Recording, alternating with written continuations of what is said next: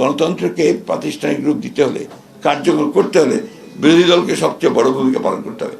একটা ধারণা আছে যে জুলাই বলা হচ্ছে একটা মহল থেকে যে বিএনপি জুলাই সনদ পালন করছে না। এটাকে পুরোপুরিভাবে একটা ভ্রান্ত ধারণা দেওয়ার চেষ্টা হচ্ছে। এটা আমি তীব্র প্রতিবাদ জানাই।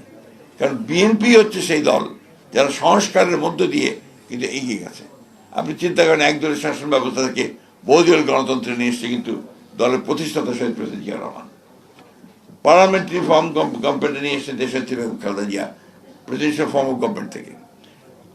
তত্ত্বাবধায়ক সরকার আপনার এখানে সংবিধানের সন্নিবেশিত করেছে বিএনপি। সুতরাং যতগুলো আপনার মৌলিক কাজ, এই পরিবর্তনের সংস্কার করার যেগুলো কাজ, সে কাজগুলো বিএনপি করেছে। এটা হচ্ছে রাজনৈতিকভাবে, অর্থনৈতিকভাবে ভিএটি নিয়ে আসা, আপনার মুক্ত বাজার অর্থনীতিতে যাওয়া, প্রাইভেট সেক্টরকে সামনে নিয়ে আসা, এই কাজগুলো কিন্তু সবই আপনার বিএনপি করেছে। বাংলা কিউআর যেখানে নগদ পেমেন্ট সেখানে। সারা দেশে 10 লাখেরও বেশি মার্চেন্টে নগদে পেমেন্ট করুন খুব সহজে। যে জুলাই সনদের কথা বলা হচ্ছে আমরা সবাই জানি, একটু দয়া করে সবাই করে খুলে দেখবেন যে প্রতিটি পাতায় বলা হচ্ছে যে যে বিষয়গুলোতে একমত হবে না যে দলগুলো, যদি সেই দল কেউ নির্বাচিত হয়ে সরকার গঠন করে, তারা তাদের ইশতেহারে যেটা ছিল সেই অনুযায়ী তারা কাজ করবে। আপনি এখন জানেন, করে দেখেন তো সেই জায়গাগুলোকে ভুল বোঝানো হচ্ছে কেন? যে বিএনপি জুলাই সনদ বাস্তবায়ন করতে চায় না, বিএনপি সরে যাচ্ছে, বিএনপি দূরে চলে যাচ্ছে। প্রবলেমটা তো অন্য জায়গায়।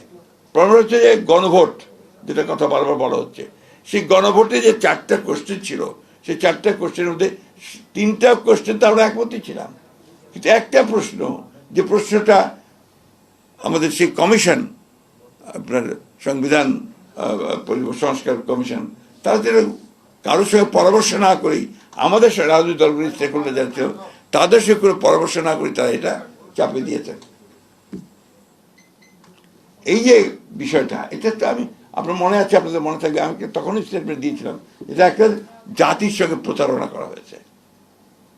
এই জিনিসটা কিন্তু আমরা অনেকেই ভুলে যাচ্ছি। আমরা কখনোই সেটা মেনে নিইনি। আমরা বারবার বলেছি যে আমরা এইখানে একমত নই। ওইভাবেই তো ইলেকশনটা হয়েছে, সেইভাবেই তো ম্যানিফেস্টো দিয়েছি আমরা, সেইভাবেই তো জনগণ আমাদেরকে ভোট দিয়েছে, দিয়ে আমরা সরকারে এসেছি। এখন আমরা যখন সরকারে এসে আমরা কিন্তু চেষ্টা করছি জুলাইয়ের ঘোষণার প্রতিটি অংশ, অক্ষর আমরা যেগুলো স্বাক্ষর করেছি আমরা সেটা পালন করতে চাই এবং শুরু করেছি কাজ। আমরা ইতিমধ্যে অনেকগুলো কাজ হয়েছে। ইতিমধ্যে পার্লামেন্টে একটা কমিটি গঠন করা হয়েছে, আপনার জুলাই আপনার সংবিধান অ্যামেন্ডমেন্ট কমিটি, সংশোধনী কমিটি করা হয়েছে। এখানে এখন আপনার শুরু হয়েছে শব্দ নিয়ে বিভেদ, ওটা সংস্কার হবে নাকি আপনার সংশোধন হবে। অলরাইট, আপনার আসুন আলোচনা করি, পার্লামেন্টে আলোচনা করি, আলোচনা করে সিদ্ধান্ত নেই, কথা বলি কোন কোন জায়গায় আলোচনা আছে। তখন যদি একমত না হয়ে বেরিয়ে যাবেন, বেরিয়ে যাবেন, আলোচনা করেন।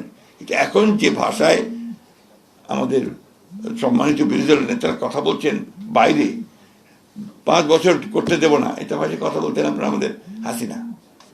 বিরোধী দল যখন গেল 91-এ, একটা দিনের জন্য শান্তিতে থাকতে দেব না, আজকে এই একই ভাষায় কথা বলতে শুরু করেছেন আপনার আমাদের বিরোধী দলের নেতারা।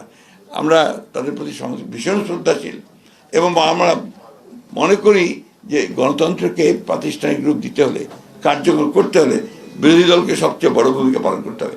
তারা অবশ্যই সমালোচনা করবেন, অবশ্যই তারা বিরোধিতা করবেন এবং যে ভুলগুলো সরকার করবে সেগুলোকে দেখিয়ে দেবেন, কিন্তু সেটা পার্লামেন্টের মধ্যে হলেই সেটা আপনার গণতান্ত্রিক পরিবেশটা ঠিক থাকে।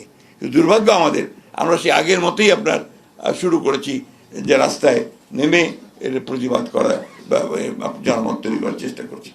এটা তো আপত্তি নেই, এটা আপনার গণতান্ত্রিক রীতি, কিন্তু সেটা এমন এক পর্যায়ে যেন না যায় যে পর্যায়ে গিয়ে আপনার এটা একটা সংঘাতের রূপ না নেয়। এটা আপনার অত্যন্ত জরুরি বিষয়।